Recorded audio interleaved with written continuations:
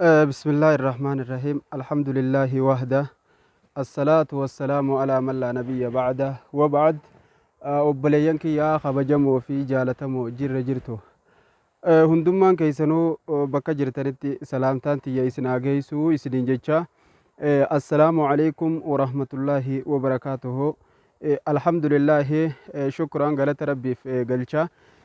gaa halkan edaa nagayaan nu bulfatee ka'asiin nu gahe kana alhamdulillahi rabbil aalamiin jenneeti galata isaa galchina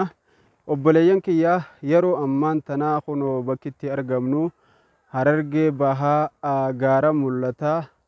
aanaa baddannoo araddaa mojo hamid bakka jettutti jaamtutti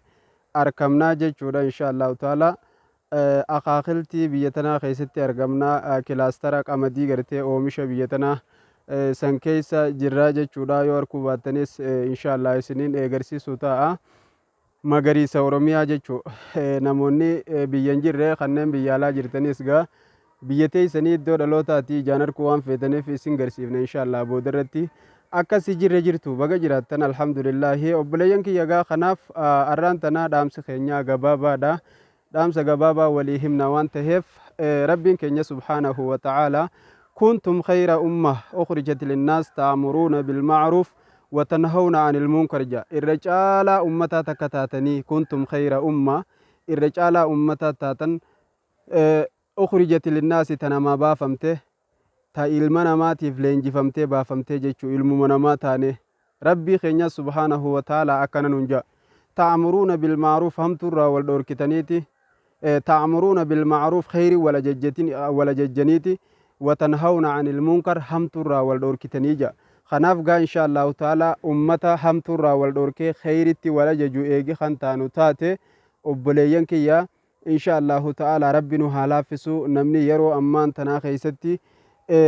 اتجرتني سوار ربين فيني إن شاء الله تعالى إرائف قسچا ديمون برباچي سادا jiru addunyaa tanaa itti waarruu irraa yaana hanga jiran ibaadaa godhataniituma carraaqatanii deemuu barbaachisaadha insha allahu taala asumaanuu gaa guyyaan irraa guyyaa jummaatii jummaa mubaarak bagattiin isin ga'e isiniin jecha iida muslimaati guyyaanii obboleeyyan kiyyaa akka ajaa'ibatti insha allahu taala du'aa'ii nuu godha torbee tanaaf addaan bannee dachaana insha allahu taala baadiyyaatu kan nu dhabamsiise kanaaf gaa rabbiin keenya irra caalaa ummataa eeginuun jee irra caalaa ummataa san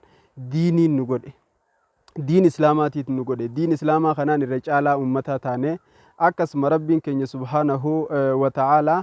نبي الله محمد اتدبتين مالجي نبي محمد يا نبي خيا فذكر فإن الذكرى تنفع المؤمنين قلبي نتي